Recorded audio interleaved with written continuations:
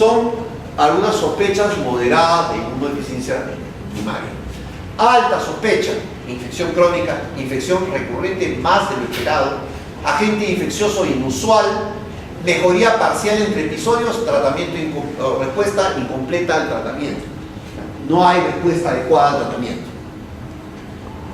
Las características asociadas específicas, vale decir que algunas de las patologías denominadas inmunodeficiencias tienen estas características: ataxia, tetania, porhipocalcemia, enanismo de miembros cortos, hipoplasia cartíago-pelo, que es una forma de Chilaiditi, endocrinopatía idiopática, albinismo parcial. Si ustedes ven una persona que tiene manchas blancas, diferentes colores en la cara y en el cuerpo y en el pelo, tienen lo que se llama manchas blancas, ¿sí? Extensas, no un mechón como Alan García, ¿no? Porque si tuviera una inmunodeficiencia primaria ya se hubiera muerto. ¿Síndrome de Griscelli? ¿Ah? ¿Síndrome de Griscelli? El síndrome de Griscelli, por ejemplo. Y la trombocitopenia con telangiectasia, que es característica de otra enfermedad. Entonces, ¿cuáles son las razones por las cuales los niños sufren tantas infecciones? A ver, esto es muy importante porque lo más importante es saber qué cosa es poco frecuente, ¿sí? En los recién nacidos, el primer contacto con nuevos agentes patógenos, más de 100 virus, van a permitir que estos niños hagan generalmente infecciones del tracto respiratorio. Hay una disminución en algunos niños temporal de los anticuerpos maternos o un retraso de la síntesis de ellos de anticuerpos. Hay un aumento de la exposición a patógenos a otros niños y a sus hermanos, por ejemplo, lo que veíamos en la alergia, el efecto de las guarderías. Exposición al humo de cigarro, que sabemos que produce deterioro pulmonar en el niño, asma bronquial, enfermedad pulmonar crónica, enfermedades cardíacas congénitas, anomalías anatómicas, por ejemplo, reflujo, y finalmente inmunodeficiencia son algunas de las causas que pueden estar detrás. Pero cuando hablamos de infecciones banales en un niño, podemos tener en un niño menor de 1 año hasta 11 infecciones por año como algo normal. Pero son infecciones que se autolimitan o que con un poco de antibióticos pasan. ¿Correcto? De 1 a 2 años, 11.7, de 3 a 4, 10.5 como máximo, de 5 a 9, 8.7, y de 10 a 14, 7.2 infecciones por año. Pero estamos hablando de infecciones banales, insisto, no estamos hablando de infecciones severas, ¿correcto? Y esto para que lo tengan claro, ¿no? Porque cuando empieza a haber infecciones a repetición severas, por ejemplo, 2 neumonías en 1 año, eso no es normal, señores. De ninguna parte. Hay que empezarnos a preguntar. Bueno, en 138 pacientes con inmunodeficiencias se observó esto. Neumonía era lo más importante, sinusitis, diarrea, otitis, dermatitis, meningitis, abscesos y septicemia.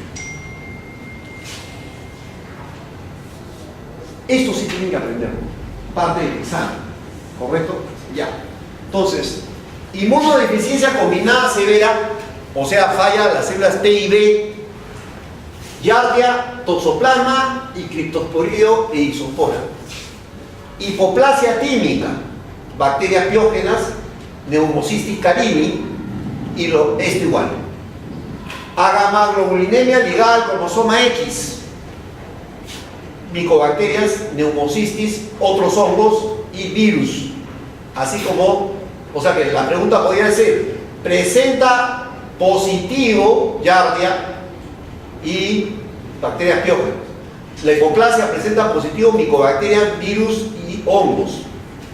La inmunodeficiencia común variable, hay infecciones piógenas y Giardia, ¿correcto? Y en la deficiencia de complemento hay infecciones piógenas o generalmente infecciones bacterianas por diplococos, Neisseria, por ejemplo. Varios Neisseria pneumoniae, varios tipos de Neisseria. Defectos de la fagocitosis bacterias piógenes, nuevamente. O sea, con esta tabla, más preguntarnos de qué sexo es el paciente, por lo menos podemos orientarnos, ¿sí? Tener una idea de lo que va a pasar. Hay que tener estudio de pedigrí, saber si está ligado al cromosoma X o es una enfermedad autosomal recesiva. Esto es simple, no estamos hablando de nada complejo. Vamos a hablar directamente de los estadios de diagnóstico. Primero, la anamnesis, que van a aprender ustedes en el hospital, es la recopilación de datos de la historia clínica. El examen y luego 3 estadios de diagnóstico. El primero, hipo versus hiper. O sea, lo primero que vamos a ver es si hay hiper o hipoactividad del sistema inmune. O sea, si hay baja de la producción de algo o aumento de la producción de algo. Lo primero. Lo segundo es celular versus humoral. Si el defecto es de las células T o de las células B. Tiene que haber un flujograma, señores. Si no, no llegamos. Nos confundimos. Pedimos una prueba, pedimos otra, sale positiva, y llegamos a conclusiones erradas. El diagnóstico del tercer estadio es el defecto preciso. Hoy, gracias a lo que se denomina el PCR en tiempo real, en Estados Unidos un colega nuestro ha estado trabajando una prueba donde están los 50 genes más importantes que fallan. Entonces, con una sola prueba en 4 tubos, hace 50 pruebas y dice, este es el defecto. Estamos en otro nivel ya de diagnóstico. ¿No hay en Perú? Claro. Cuando lleguen aquí, ¿cuál es el salto? Toman una muestra extraña de ADN y la mandan a un centro. Y centros hay para detección de esto, hay en Argentina, con Magda Carneiro de Portales, que es la jefe del grupo de inmunodeficientes en Brasil, el grupo de Harvard. Son 3 de los principales grupos que proveen diagnóstico gratuito, porque ¿qué ganan ellos? La historia clínica gratis, las pruebas de ADN gratis, todo. O sea, ellos reciben una historia más una muestra de ADN, hacen el estudio y si es el paciente, tienen un caso más para estudiar. Si el paciente es, ¿no? Correcto. Entonces, este nivel de estudio no está en Perú, pero no está lejos. Como vuelvo a decir, con los contactos convenientes, todo puede ser estudiado. Cuando el paciente está grave, no nos empeñemos en esta estupidez, ni en esta ni en esta. Salvémosle la vida. Eso quiere decir entrar al manejo de problemas. ¿Sí? Porque los pacientes los van a recibir graves, a veces. Entonces, lo primero, olvídense, sí, es una inmunodeficiencia, ¿qué te parece si hacemos? No, salven la vida. Cuando esté estable, ya piensan en el diagnóstico. ¿Sí? Hacer otra cosa es perder tiempo.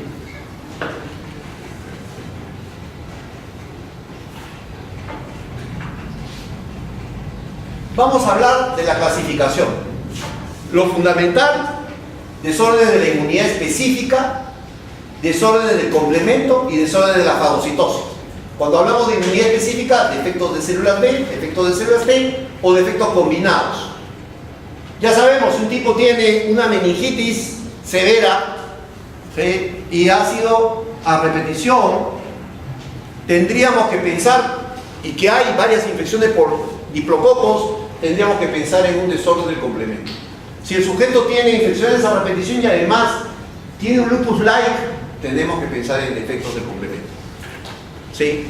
Si el sujeto tiene infecciones a repetición y hay desórdenes de la fagocitosis, podemos pensar en muchas cosas. Son muchas. Este cuadro no es un cuadro con la finalidad de que ustedes lleguen al diagnóstico, porque ustedes ni siquiera van a poder diagnosticar a un paciente ahorita. Pueden sospechar, pero nada más. Entonces, acá hay una clasificación un poco más detallada. Y esta es la publicación de la clasificación, solo como información, del 2015, que es la última que ha hecho la Unión Internacional de Sociedades de Inmunología. Esta clasificación es bastante compleja, no entra en el examen, es simplemente inmunodeficiencia combinada con CD19 bajos y con ausencia de células T y B se denomina inmunodeficiencia común variable. Perdón, inmunodeficiencia combinada severa. Será combinada severa bajo estas características y se divide en quienes tienen NK negativo y quienes tienen NK positivo. Y ahí sigue el flujograma y acá están todas las patologías. Bien simple, para seguirla. ¿Correcto? Pero hay que estudiar cada una de estas deficiencias desde el punto de vista clínico. ¿Correcto? Porque hay matices. Y como hay matices, realmente a algunas enfermedades se le pueden escapar hasta el mejor. Estos son inmunodeficiencias combinadas asociadas a síndromes, vale decir, a algunas características que nos permiten identificar al paciente.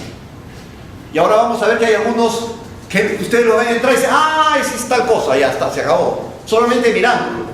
Yo, por lo menos, si es un síndrome de hiper IgE, no necesito más que mirarlo para saber. He visto N.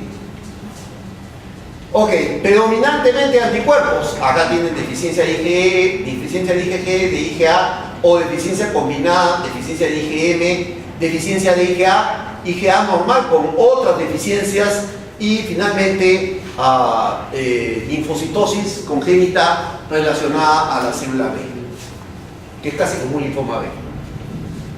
Las enfermedades por disregulación, bueno, las que cursan con hipopigmentación, el síndrome autoinflamatorio con fiebre persistente, ¿sí?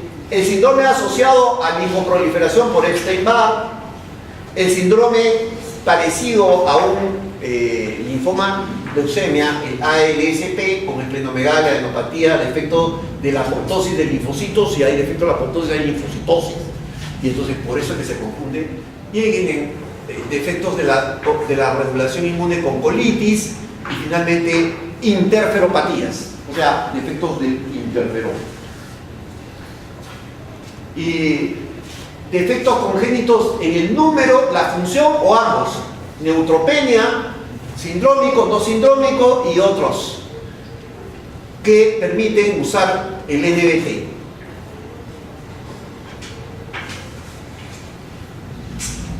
Todo esto es solamente para que tengan en cuenta qué es lo que falta por estudiar y eso lo tengan presente cuando vayan a los hospitales.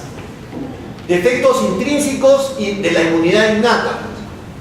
Acá hay pues la susceptibilidad a virus, acá está la encefalitis por herpes simple, considerada como una inmunodeficiencia primaria.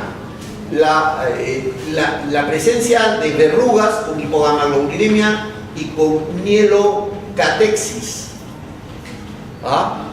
Tenemos además la candidiasis mucocutánea crónica, que es un defecto intrínseco de la inmunidad innata.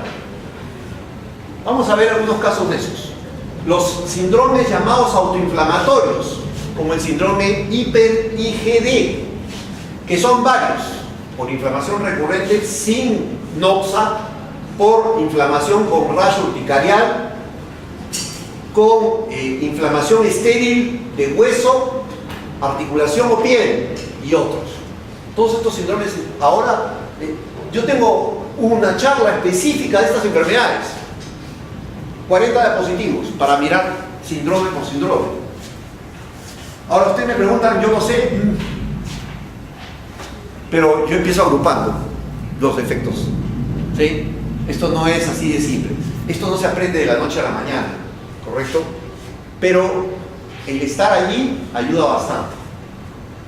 Los defectos del complemento, ¿sí? Cuando el defecto es muy grande o cuando el defecto es pobre, dependiendo del tipo de susceptibilidad a la infección, si es susceptibilidad a la infección alta o baja.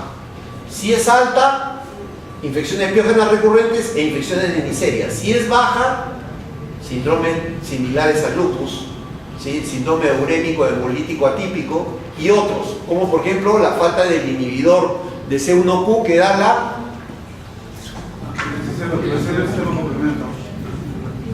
¿qué da qué cosa? El angioedema hereditario. Finalmente, las fenocopias son síndromes que suelen parecerse y son por mutación a los ya conocidos. Vamos a empezar mirando algunos de estos síndromes. Tengo muchos casos, de tal manera que vamos a mirar solo algunos. Defectos de las inmunoglobulinas.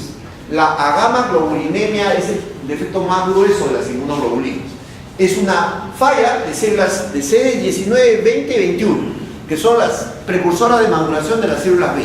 Si no hay en la citometría de flujo CD20, CD21, CD19, sobre todo CD19 y 20, no hay células B. Y si no hay células B, se llama enfermedad de Bruton o agamaglobulinemia congénita. Hay defectos de la maduración de las células B, defectos de la producción de inmunoglobulina G, MA, muy bajas o ausentes, herencia, puede haber herencia ligada al cromosoma X en la gamaglobulinemia, vale decir que la gamaglobulinemia de tipo suizo solamente la padecen varones, no mujeres. Infecciones después de los 6 meses generalmente. Entonces la falla es a este nivel. Acá puede haber CD19, si la gamaglobulinemia está ligada al cromosoma X, puede haber una falla aquí, puede haber una falla acá. Generalmente CD19 pro B negativo, ¿sí? El defecto es en el gen de Bruton, en una quinasa, la quinasa de Bruton. En la tirosina quinasa de Bruton, con la enfermedad falla de la maduración de células B, disminución de CD19. Acá, por defecto de esta quinasa de Bruton, las células que maduran tienen niveles muy bajos de expresión de CD19, no los que habitualmente se tienen. En algunos hay ausencia. La hipogamaglobulinemia por hiper-IgM. En realidad, este defecto es el defecto en realidad visualmente, ¿sí? Es una hipogamaglobulinemia con hiper-IgM. O sea que acá hay baja del resto de globulinas con aumento de IgM. Entonces, si aumenta IgM y el sujeto hace una infección, ¿qué va a pasar? Va a poderse defender en forma limitada, porque la defensa real la hace ¿quién? La IgG, o sea, la inmunidad específica, humoral. Y eso va a estar venido a menos si hay hipogamaglobulinemia con hiper-IgM. A veces no hay hipogamaglobulinemia, solamente hay discreto descenso con aumento de hiper-IgM. Yo tengo algunos casos de esos, hemos visto 2. Justo el caso, un caso del Hospital del Niño, del Hospital Loaiza también, que vimos, ese era un niño con síndrome hiper-IgM, que había tenido múltiples neumonías. Hay un síndrome que se llama el síndrome de pulmón sucio, que está relacionado a este síndrome de hiper-IgM.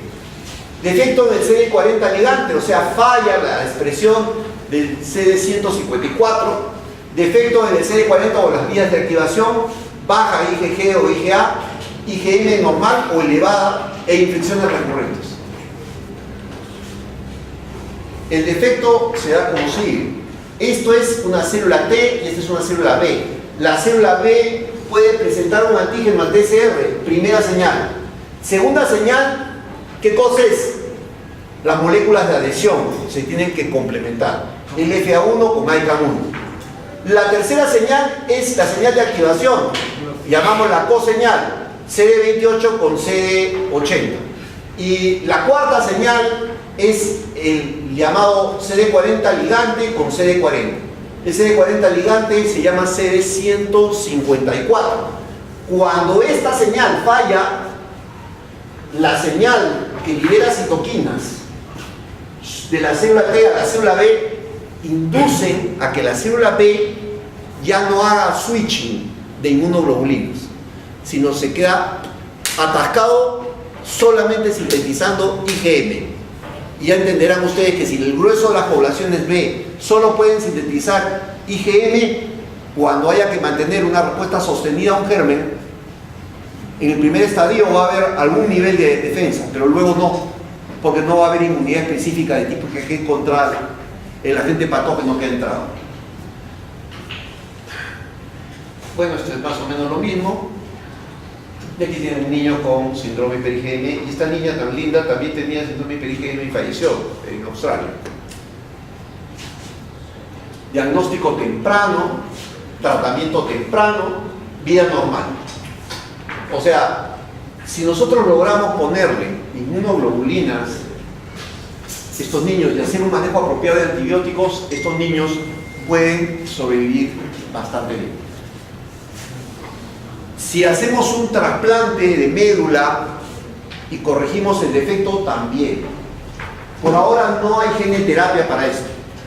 El síndrome de Job o síndrome hiper-IgE. A ver, este síndrome es un defecto de la inmunidad humoral. ¿Estamos o no? Porque aumenta la IgE. Pero en realidad no es un defecto en la inmunidad humoral. Ese es el contrasentido. El defecto es en la inmunidad celular. Parece que no lo fuera, pero así es. La característica es justamente la deficiencia de T helper 17. O sea, hay una mutación del STAT3 en la síntesis de citoquinas relacionadas a T helper 17. Entonces, los pacientes no tienen T helper 17. ¿Qué controla T helper 17? La inflamación. ¿Qué controla T helper 17? El efecto antimicótico. ¿Qué controla T helper 17? También está en la acción antibacteriana. Entonces estos niños van a tener infecciones a repetición severas. Y lo más importante, cuando el nivel de IgE es alto, la fagocitosis está dañada. O sea que tampoco tienen un buen nivel de respuesta fagocítica. Sobre todo, más que para imbuir, el defecto es para movilizar células. Hay un error, hay una falla en la quimiotaxis de las células. Bueno, acá está un poco explicado qué cosa es el STAT y las características, porque hay dos variantes de esta enfermedad. Uno con STAT, deficiencia de STAT, que tiene estas características, y otros, o sea, características inmunológicas y otras características no inmunológicas. Por ejemplo, facies típica, dientes retenidos, fractura a trauma mínimos, escoliosis. Vamos a ver algunos de estos casos. Yo he seguido a un paciente por 23 años que tenía esta enfermedad, desde que nació. ¿Sí? Esto lo van a poder ustedes leer. Ahí está. ¿Qué es la característica? El que más ha estudiado a estos pacientes es el profesor Grimbacher, en Alemania.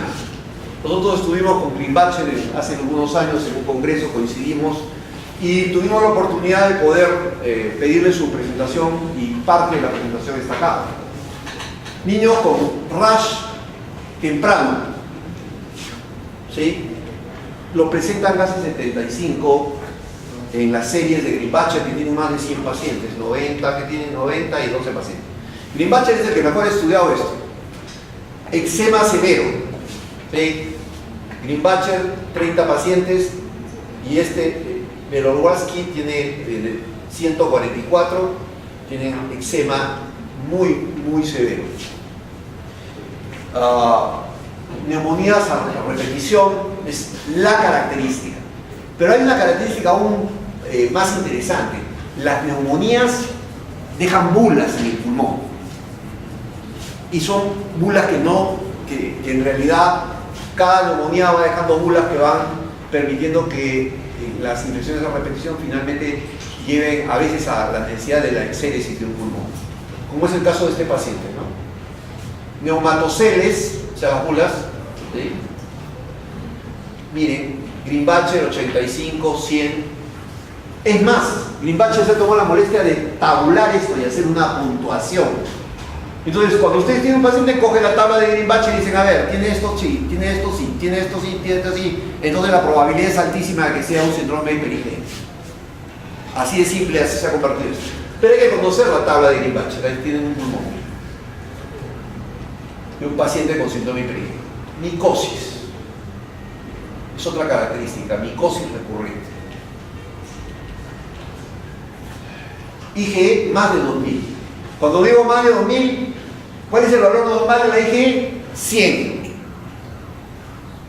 O sea, 20 veces aumentada. Pero me quedo corto, ¿ah?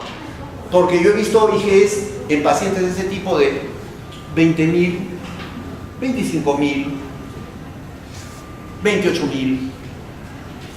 Es bien bravo, porque cuando ya tienes 28.000 IgE, las perturbaciones en el sistema inmune son increíbles. Acá tienen una serie hecha en Estados Unidos, 9.600 que baja hasta 71, 4.000 que baja hasta 65, 38.572 que baja hasta 1.131, 17.815 que baja hasta 2.826 y 2.392 que cae a 100. Bueno, ustedes ven que todos tienen la tendencia a caer. ¿Eso por qué es? Manejo antibiótico. Yo no he visto nunca pacientes en Perú que hayan sido tan bien manejados que sus IgEs caigan. O sea, ¿cuál es el problema? El crecimiento de estafilococo. Ellos no pueden producir anticuerpos contra estafilococo. Entonces están inundados de estafilococo. Hay que hacer un manejo razonable y apropiado y eficiente de antibióticos con rotación de antibióticos. Nosotros a veces diagnosticamos, el manejo queda a cargo de colegas. Debería ser un grupo el que maneja esto, pero yo no he visto ningún paciente con síndrome PIG cuya tendencia haya sido a caer, ¿correcto? Sino más bien a aumentar. Otra cosa típica es la cara. Tiene hiperterrorismo, tiene refuerzo del macizo en el arco superciliar, nariz con alas anchas y engrosamiento de toda la cara. La hermana sana y la paciente con síndrome IgE. ¿Correcto? Entonces, hay prognatismo, una característica, el prognatismo, ¿sí? Esta cara es inolvidable. Ustedes la ven, ya no la olviden. Porque todos los síndromes hiper-IgE, no importa la raza que tengan, van a ser parecidos. Así sean negros. Fracturas recurrentes, dientes retenidos. Y aquí tienen al paciente. Miren todas las señales de roscado. Esto es cuando tenía 1 año y pico. El eczema es visible acá. Tiene eczema en la cara.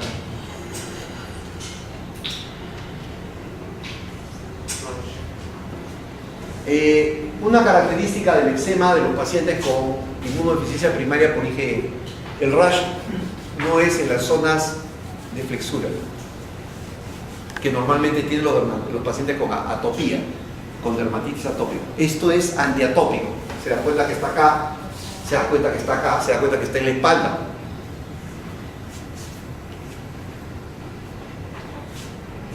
Eczema difuso.